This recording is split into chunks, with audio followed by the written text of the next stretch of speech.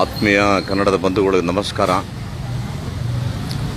ನಾನು ಹಿಂದೆ ರಾಜ್ಯಸಭೆಯಲ್ಲಿ ನಮ್ಮ ಕನ್ನಡ ಚಿತ್ರರಂಗಕ್ಕೆ ಆಗ್ತಾ ಇದ್ದಂಥ ಅನ್ಯಾಯಗಳ ಬಗ್ಗೆ ಅಲ್ಲಿ ಪ್ರಶ್ನೆಯನ್ನು ಮಾಡಿದ್ದೆ. ನನ್ನ ಒಂದು ಕಾಳಜಿ ನನ್ನ ಒಬ್ಬನ ಬಗ್ಗೆ ಅಲ್ಲ, ನನ್ನ ಕಾಳಜಿ ಉದ್ಯಮದ ಬಗ್ಗೆ. ಇವತ್ತು ಕನ್ನಡ ಚಲನಚಿತ್ರರಂಗದಲ್ಲಿ ಒಂದು ಸಿನಿಮಾ ಇವತ್ತು ರಿಲೀಸ್ ಆಯಿತು ಅಂದರೆ ಇಮಿಡಿಯೇಟ್ ಒಂದು ಶೋ ಮುಗಿತಾ ಇದ್ದಂಗೆ ಆ ಚಿತ್ರ ಇವತ್ತು ಆನ್ಲೈನಲ್ಲಿ ಬಿಡುಗಡೆ ಮಾಡ್ತಿದ್ದಾರೆ. ಹೇಗಾಗ್ತಿದೆ ಗೊತ್ತಿಲ್ಲ, ಎಲ್ಲರೂ ಡೌನ್ಲೋಡ್ ಮಾಡ್ತಿದ್ದಾರೆ, ನೋಡ್ತಾ ಇದ್ದಾರೆ. ಎರಡು ವಿಷಯನ ನಿಮಗೆ ಹೇಳ್ತೀನಿ. ಕಷ್ಟಪಟ್ಟು ಒಂದು ಒಳ್ಳೆ ಚಿತ್ರ ಮಾಡಬೇಕು, ಮತ್ತು ಇದು ಉದ್ಯಮ. ನಾವು ಇದು ಚಿತ್ರ ಮಾಡಿ ನಮಗೆ ನಿರ್ಮಾಪಕರಿಗೇನು ಬೆನಿಫಿಟ್ಸ್ ಇಲ್ಲ, ಬರೀ ನಾವು ಸಂತೋಷಕ್ಕೆ ಮಾಡ್ತೀವಿ ಅನ್ನೋ ಮಾತನ್ನು ನಾನು ಬಳಕೆ ಮಾಡೋದಿಲ್ಲ. ಇಟ್ಸ್ ಎ ವ್ಯಾಪಾರ. ಎಲ್ಲ ಭಾಷೆಗಳಲ್ಲಿ ವ್ಯಾಪಾರ ಇದೆ. ಇದು 80 ವರ್ಷದ ಸಿನಿಮಾ ರಂಗ, ಇಡೀ ಭಾರತೀಯ ಚಿತ್ರರಂಗ. ಒಳ್ಳೆ ಚಿತ್ರ ಮಾಡಿದ್ರೆ ಜನಕ್ಕೆ ಇಷ್ಟ ಆದರೆ ನೋಡ್ತಾರೆ, ಇಲ್ಲ ಅಂದರೆ ರಿಜೆಕ್ಟ್ ಮಾಡ್ತಾರೆ. ಇದು ಅವತ್ತಿಂದನೂ ನಾವು ನೋಡ್ಕೊಂಡ್ಬಂದಿದ್ದೀವಿ. ಆದರೆ ಈಗ ನಿಮಗೆ ಪಿಕ್ಚರ್ ರಿಲೀಸ್ ಆಗಿದ ತಕ್ಷಣವೇ ಮಾರ್ನಿಂಗ್ ಶೋ ಆದಮೇಲೆ ನಿಮಗೆ ಬಿಟ್ವೀನ್ 2 ಗಂಟೆಯಿಂದ 4 ಗಂಟೆ ಒಳಗಡೆ ಇಡೀ ರಾಜ್ಯದಲ್ಲಿ ನಿಮಗೆ ಎಲ್ಲ ಮೊಬೈಲಲ್ಲೂ ಫಿಲಮ್ ಬರ್ತದೆ ಅಂದರೆ ಥಿಯೇಟ್ರಿಗೆ ಯಾರೂ ಬರೋದಿಲ್ಲ. ಯಾಕಂದರೆ ನಮ್ಮ ಕೈನಲ್ಲೇ ಮೊಬೈಲಲ್ಲೇ ನಾವು ನೋಡ್ಕೋತೀವಿ ಅನ್ನೋ ಸಿಸ್ಟಮ್ ಇದೆ. ನೋಡೋರ್ಗೆ ಅನ್ನಿಸ್ಬೋದು ಮೊಬೈಲಲ್ಲಿ ಬರ್ತಾ ಇದೆ, ನಾನು ನೋಡ್ತಾ ಇದ್ದೀನಿ. ಆದರೆ ಇದು ಎಂಥ ದೊಡ್ಡ ಕ್ರೈಮ್ ಅಂದರೆ, ಈಗ ಸಾಮಾನ್ಯವಾಗಿ ಒಂದು ಸಣ್ಣ ಕಳ್ತನ ಯಾರಾದರೂ ಮಾಡಿದ್ರು ಅಂದರೆ ಅವನಿಗೆ IPC ಸೆಕ್ಷನ್ನು, ಯಾವುದೋ ಒಂದು ಕಾನೂನು, ಅವನಿಗೊಂದು ಜೈಲು ಅಂತ ಇರುತ್ತೆ. ಒಂದು ಆಕ್ಸಿಡೆಂಟ್ ಆದರೆ ಒಂದು ಕೇಸ್ ಇರುತ್ತೆ, ಒಂದು ಬ್ಯಾಂಕ್ ದರೋಡೆಗೆ ಒಂದು ಕೇಸ್ ಇರುತ್ತೆ, ಕೊಲೆಗೆ ಒಂದು ಕೇಸ್ ಇರುತ್ತೆ. ಆದರೆ ಇವತ್ತು ಆನ್ಲೈನಲ್ಲಿ ಒಬ್ಬ ನಿರ್ಮಾಪಕ ಹಾರ್ವೆಸ್ಟ್ ಮಾಡಿದಂಥ ಪಿಕ್ಚರು, ಅಥವಾ ಒಬ್ಬನಿಗೆ ಗೊತ್ತು ಎಲ್ಲೆಲ್ಲಿಂದ ದುಡ್ಡು ತಂದಿರ್ತಾನೆ, ಹ್ಯಾಗೆ ತಂದಿರ್ತಾನೆ, ಅವನು ಹ್ಯಾಗೆ ಸಿನಿಮಾ ಮಾಡ್ತಾನೆ, ಎಷ್ಟು ಕಷ್ಟಪಟ್ಟಿರ್ತಾನೆ, ಎಷ್ಟು ಬಡ್ಡಿ ಕಟ್ಟಿರ್ತಾನೆ. ಒಂದು ಹೆಮ್ಮೆನೂ ಇರುತ್ತೆ, ನಾನೊಂದು ಕನ್ನಡ ಸಿನಿಮಾ ಮಾಡ್ದೇನೋ ಒಂದು ಹೆಮ್ಮೆ ಇರುತ್ತೆ. ಜೊತೆಗೆ ಅದರಿಂದ ನಾನು ಹಾಕಿದ ದುಡ್ಡಲ್ಲಿ ನನಗೇನೋ ಬರುತ್ತೆ ಅನ್ನೋ ನಂಬಿಕೆಯೂ ಕೂಡ ಇರುತ್ತೆ. ಇವತ್ತು ಈ ಸಿನಿಮಾವನ್ನು ಕಳ್ತನ ಮಾಡೋದಿದೆಯಲ್ಲ, ಅದು ನನ್ನ ಪ್ರಕಾರ ಒಂದು ಕೊಲೆಗೆ ಸಮಾನ. ಒಬ್ಬ ನಿರ್ಮಾಪಕನ ಕೊಲೆ ಮಾಡಿದ್ರೆ ಹೇಗಿರುತ್ತೆ, ಮಾಮೂಲು ಕೊಲೆ ಮಾಡಿದವನಿಗೆ ಏನಿರುತ್ತೆ ಅಷ್ಟೇ ಒಂದು ಮಹಾನ್ ತಪ್ಪಾಗುತ್ತೆ. ಎರಡನೇದು, ಒಂದು ಯಾವುದೋ ಒಂದು ಬ್ಯಾಂಕ್ ರಾಬರಿ ಮಾಡಿದ್ರು ಅಂದರೆ ಯಾವ ಥರ ಇರುತ್ತೆ, ಅದೇ ಥರ ಇದು ಒಂದು ರಾಬರಿನೇ. ಮಿನಿಮಮ್ ಒಂದು ಸಿನಿಮಾ ಮಾಡೋದಕ್ಕೆ ಇವತ್ತು not less than 5 to 10 crores average picture. ದೊಡ್ಡ ಪಿಕ್ಚರ್ ಅಂದರೆ 50 ಕೋಟಿ, 100 ಕೋಟಿ, 200 ಕೋಟಿ. ಇಷ್ಟು ದೊಡ್ಡ ಖಜಾನೆನ ಒಂದು ಮೊಬೈಲಲ್ಲಿ ಕದಿಯೋದು ಅಂದರೆ, ಸೊ ಇದೊಂದು ಭಾಳ ದೊಡ್ಡ ನೋವು ನಮಗಾಗಿತ್ತು. ಹಾಗಾಗಿ ಈ ವಿಷಯನ ನಮಗೆ ಯಾಕೆ ಅಂತ ಸುಮ್ಮನಿದ್ರೆ ಭಾಳ ಕಷ್ಟವಾಗ್ತದೆ ಅನ್ನೋ ಒಂದೇ ಒಂದು ನಿಟ್ಟಿನಲ್ಲಿ ನಮ್ಮ ನಿರ್ಮಾಪಕರು, ನನ್ನ ಭಾಳ ಆತ್ಮೀಯರು, ಕೋಣ ಅಂತ ಒಂದು ಪಿಕ್ಚರ್ ಮಾಡಿದ್ರು. ಪಾಪ ಅವ್ರ ಪಿಕ್ಚರು ನೀವು ಎಲ್ಲೇ ತೆಗೀರಿ, ಯಾವ ಮೂಲೆಯಲ್ಲಿ ತೆಗೀರಿ, ಇವತ್ತು ಆ ಪಿಕ್ಚರ್ ಸಿಗ್ತಾ ಇದೆ. ಯಾವ ಥರ ಅಂದರೆ ಹೇಳೋಕ್ಕೆ ಅಸಾಧ್ಯ. ಈ ಕೋಣ ಥರ ಪ್ರೊಡ್ಯೂಸರ್ಸು ಸುಮಾರು ಒಂದು ವರ್ಷಕ್ಕೆ ಒಂದು 200 ಪಿಕ್ಚರ್ ಮಾಡಿದ್ರೆ 200 ಜನರ ಪಿಕ್ಚರನ್ನು ಕೂಡ ಇವತ್ತು ನಿಮಗೆ ಆನ್ಲೈನಲ್ಲಿ ಬರ್ತಾ ಇದೆ, ಸಿಗ್ತಾ ಇದೆ. ನೋಡೋರಿಗೆ ಸಂತೋಷ, ಫ್ರೀಯಾಗಿ ಸಿಗ್ತಾ ಇದೆ. ಬಟ್ ಕಳ್ಕೊಳೋನ್ಗೆ ಆ ನೋವು ಗೊತ್ತಾಗ್ತದೆ. ತುಂಬ ದೊಡ್ಡ ತಪ್ಪಿದು. ನಾನು ಹೇಳ್ದಲ್ಲ, ಕೊಲೆ ಮಾಡೋದಷ್ಟೇ ತಪ್ಪು, ಕಳ್ತನ ಮಾಡೋದಷ್ಟೇ ತಪ್ಪು. ಇವಾಗ ಇದಕ್ಕೆ ಪರಿಹಾರ ಹೆಂಗೆ ಅಂದರೆ, ನಾನು personally I thank my dearest friend. ಇವ್ರಿಗೆ ಸ್ವಲ್ಪ ಇಂಟರ್ನೆಟ್ನಲ್ಲಿ ತುಂಬ ನಾಲೆಜ್ ಇದೆ, ಹೆಂಗೆ ಆಪ್ರೇಟ್ ಮಾಡೋದು ಅಂತ ಗೊತ್ತಿದೆ. ಸೊ ಇವರು ಭಾಳ ತೀಕ್ಷ್ಣವಾಗಿ ತುಂಬ ಕಷ್ಟಪಟ್ಟು ಟ್ರೇಸ್ ಮಾಡೋಕ್ಕೆ ಸ್ಟಾರ್ಟ್ ಮಾಡಿದ್ರು. ಒಂದು ಪೊಲೀಸರು ಮಾಡುವಂಥ ಕಾರ್ಯವನ್ನು ಇವರು ಪ್ರಯತ್ನ ಪಟ್ಟರು. ಮಾಡಿದಾಗ ಇವ್ರಿಗೆ ತುಂಬ ಲೊಕೇಶನ್ಗಳು ಟ್ರೇಸ್ ಆಯಿತು. ಆ ಟ್ರೇಸ್ ಆದಮೇಲೆ ದ ಒನ್ಲಿ ದಾರಿ ಏನು, we have to give complaint, ಅಲ್ಲಿಂದ ಸ್ಟಾರ್ಟ್ ಆಗಬೇಕು ಕತೆ. ಸೊ ಹಾಗಾಗಿ ನಾವು ನಂದಿನಿ ಲೇಔಟ್ ಪೊಲೀಸ್ ಸ್ಟೇಷನ್ಗೆ ಕಂಪ್ಲೇಂಟ್ ಕೊಟ್ವಿ. ಎಂಥ ಬ್ಯೂಟಿಫುಲ್ ಆಫೀಸರ್ ನಮ್ಮ ಗಣಪತಿ ಸಾಹೇಬರು, ಆಮೇಲೆ ನ್ಯಾಮಗೌಡರು, ನಮ್ಮ DCP, fantastic officers.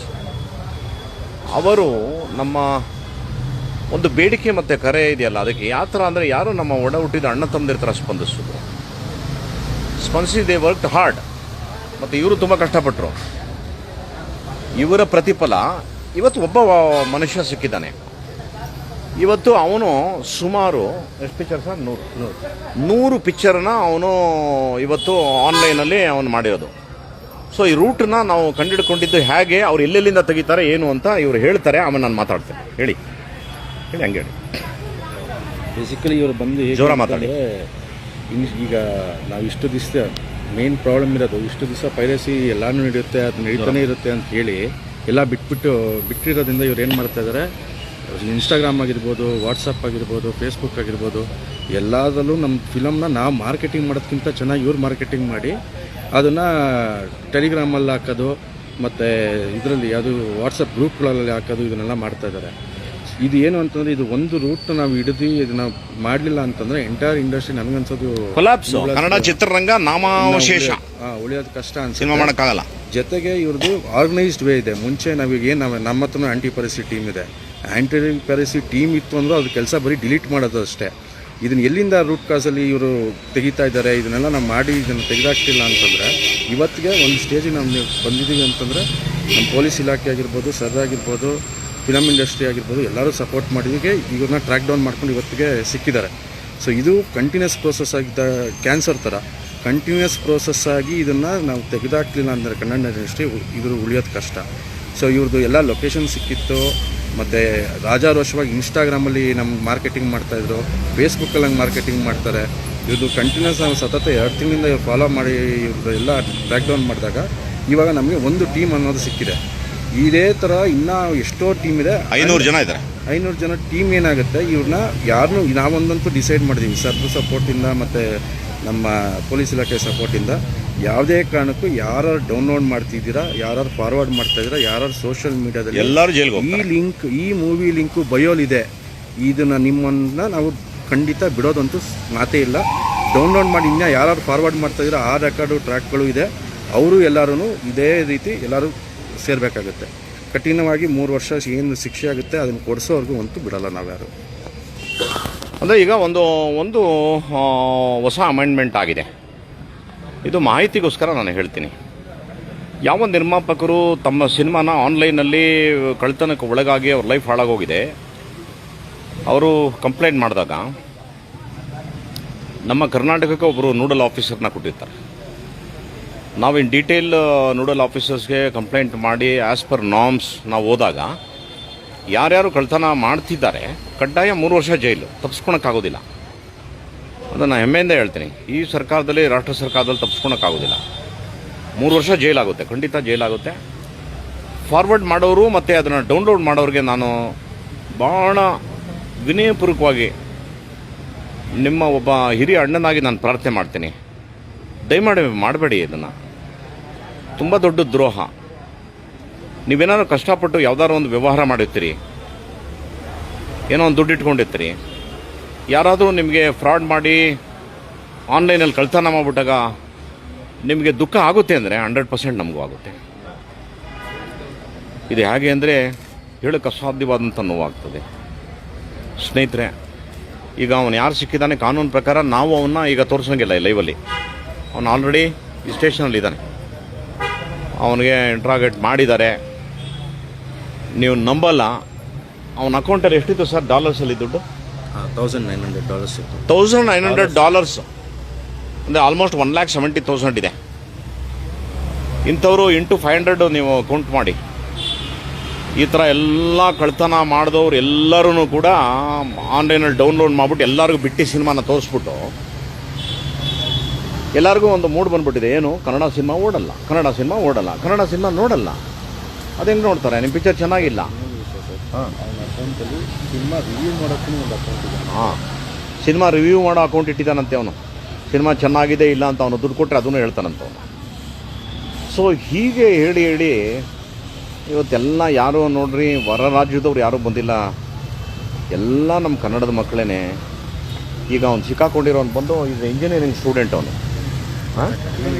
B mechanical second year ಮಾಡ್ತಿರೋ ಹುಡುಗ ಅವನು ಇಂಥ ವಿದ್ಯಾವಂತರೇ ಇವತ್ತು ಇಂಥ ಒಂದು ಕೆಟ್ಟ ಚಾಳಿಗಳಿಗೆ ಹಿಡಿದುಬಿಟ್ರೆ ಹೆಂಗೆ ಆಗ್ತದಪ್ಪ? ಸುಮ್ಮನೆ ನೀವೆಲ್ಲ ನನಗೆ ತುಂಬ ದುಃಖ ಆಗೋದೇನು, ಪಾಪ ಸಿನಿಮಾ ಮಾಡಿಬಿಟ್ಟು ಯಾರೋ ಇತ್ತೀಚೆಗೆ ಒಬ್ಬ ನಟ ಹತ್ತಿದ್ದು ನೋಡಿ ನಂಗೆ ಭಾಳ ಬೇಜಾರಾಗ್ತದೆ. ಎಂಥ ಒಂದು ದೌರ್ಭಾಗ್ಯ ದಿನ ನೋಡ್ತಾ ಇದ್ದೀವಿ ನಾವು. ಈ ಥರ ಸಿನಿಮಾ ಮಾಡಿ ಹೇಳುವಂಥ ಪರಿಸ್ಥಿತಿ ಬಂದ್ಬಿಡ್ತಲ್ಲ.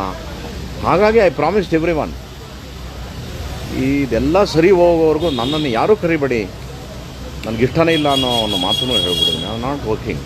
ತುಂಬ ಬೇಜಾರಾಗಿದೆ ಮನಸ್ಸಿಗೆ. ನನ್ನಂತೆ ಅನೇಕರಿಗೆ ಇವತ್ತು ಯಾವ ಮಟ್ಟಕ್ಕೆ ರಾಕ್ಲೈನ್ ಅಂತ ಒಬ್ಬ ದೊಡ್ಡ ಪ್ರೊಡ್ಯೂಸರ್ ಏನು ಹೇಳ್ತಾರೆ ಗೊತ್ತಾ, ಇವತ್ತು ಸಿನಿಮಾ ಮಾಡಿಲ್ಲ ಅಂದರೆ ಅದೇ ನಮ್ಮ ಲಾಭ ಅಂತ ಹೇಳ್ತಾರೆ. ಈ ಥರ ಆಗಿದೆ ಇವತ್ತೆಲ್ಲ. ಅಮಾಯಕರುಗಳು ಎಲ್ಲ ಬಂದು ಮಾಡಿ ಸಿಕ್ಕಾಕೊಂಡು ಈ ಥರ ಆಗ್ತಿದೆ. ಹಾಗಾಗಿ ನಮಗೆ ಬೇರೆ ನಮ್ಮ ತಂದೆ ತಾಯಿಗಿನ್ನ ನೀವು ಶ್ರೇಷ್ಠ. ನಾನು ಹೇಳ್ತೀನಿ ಕೇಳಿ, ನಿಮಗೆ ನನ್ನ ಗುಣ ಗೊತ್ತು, ನಾನು ಯಾವ ರೀತಿ ನೇರವಾಗಿ ಮಾತಾಡ್ತೀನಿ ಗೊತ್ತು. ನಾನು ಸತ್ಯ ಇದ್ದರೆ ಮಾತ್ರ ಬರ್ತೀನಿ, ಇಲ್ಲೇ ಅಂದರೆ ನಾನು ಬರೋದಿಲ್ಲ. ನನ್ನದೇ ಬೇರೆ ಲೈಫು ನಂದು. ನಂಗೆ ತುಂಬ ನೋವಾಗಿದೆ. ಯಾಕಂದರೆ ಒಂದಲ್ಲ ಎರಡಲ್ಲ 40 ವರ್ಷ ನಾನು ಸಿನಿಮಾ ರಂಗದಲ್ಲಿ ಅನ್ನ ತಿಂದಂಥ ಮನುಷ್ಯ ನಾನು. ಹಾಗಾಗಿ ಅವನ ಮುಖನ ತೋರಿಸ್ಬಾರ್ದಂತೆ, ಅದು ಕಾನೂನು. ನಾಳೆ ಒಂದು ಮಾಧ್ಯಮದ ಮುಂದೆ ಆತನ ಕರ್ಕೊಂಬರ್ತಾರೆ. ಐ ಥಿಂಕ್ 11 ಗಂಟೆಗೆ ನಾಳೆ DCP ನಾರ್ತ್ ಅವರು ನ್ಯಾಮಗೌಡರು ಅವ್ರ ಆಫೀಸಲ್ಲಿ ಅವನನ್ನು ಕರ್ಕೊಂಬರ್ತಾರೆ. ಈ ಥರ ಸುಮಾರು 400 ಇಂದ 500 ಜನ ಈಗ ಆನ್ಲೈನಲ್ಲಿ ರೆಡಿ ಇದ್ದಾರೆ. ನನ್ನ ಬ್ರದರ್ಸ್ಗಳಿಗೂ ಹೇಳ್ತಾ ಇದ್ದೀನಿ, ಬಿ ಕೇರ್ಫುಲ್, ವಿಲ್ ಕಮ್. ನಾವು ಟ್ರೇಸ್ ಮಾಡ್ತೀವಿ. ತುಂಬ ಕಷ್ಟ ಇದೆ. ನಾವು ಇಲ್ಲೇನಾಗಿದೆ, ಇದು ಅಭ್ಯಾಸ ಆಗೋಗ್ಬಿಟ್ಟಿದೆ.